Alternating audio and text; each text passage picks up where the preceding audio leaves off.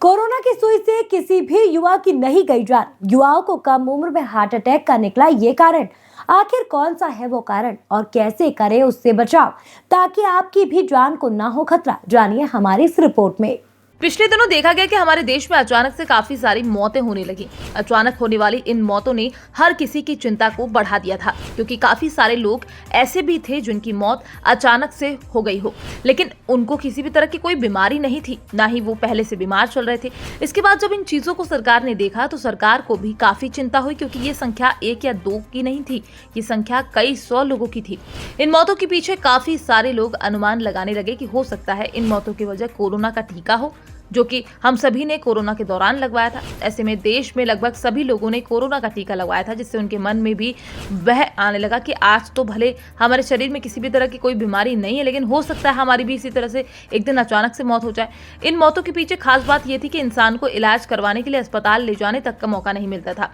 इन चीजों को देखते हुए बीते 10 दिसंबर को इस मुद्दे को संसद में भी उठाया गया, जिसके बाद इन सवालों का जवाब देने के लिए केंद्रीय स्वास्थ्य मंत्री जेपी नड्डा खुद खड़े हुए और कहा कि पिछले दिनों जो मौतें हुई थी उनके अंदर कोरोना के टीके का किसी भी तरह से योगदान नहीं है। हालांकि वो सभी मौतें दुखद थी, क्योंकि उन लोगों को पहले से किसी भी तरह की बीमारी नहीं थी। नड्डा ने कहा कि पिछले दिनों देश के सबसे बड़े मेडिकल संस्थान एम्स ने एक शोध किया। इस शोध के अंदर 18 से 45 साल के युवा शामिल किए गए। ये वो लोग थे जिनकी मौत 1 अक्टूबर 2021 से लेकर 31 मार्च 2023 के बीच में हुई थी।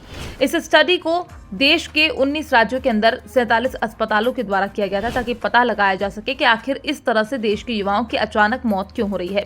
इस रिसर्च में सामने आया कि इन मौतों के पीछे कोरोना के टीके का किसी भी तरह से योगदान नहीं है। अगर इसके अंदर योगदान पाया गया तो उन चीजों का पाया गया जो परिवार से पहले से जुड़ी थी। इसके अंदर पता चला कि अगर फैमिली के अंदर पहले भी किसी की इस तरह से मौत हुई थी, साथ ही परिवार के अंदर पहले से ऐसा कोई केस रहा होगा। इसके अलावा अगर कोई इंसान नशा करता है तो भी उसके साथ इस तरह का हादसा होने का खतरा रहता है। केंद्रीय मंत्री के आश्वासन के बाद इस तरह की अफवाहों के अंदर काफी हद तक कमी आई है, क्योंकि लगातार जिस तरह से मौत की खबरें आ रही थी उससे सरकार पर भी दबाव बढ़ता जा रहा था कि सरकार इन मौतों के पीछे कोई तो जवाब दे, ताकि मामला साफ हो सके कि कहीं इन मौतों के पीछे कोरोना की सुई ही नहीं थी।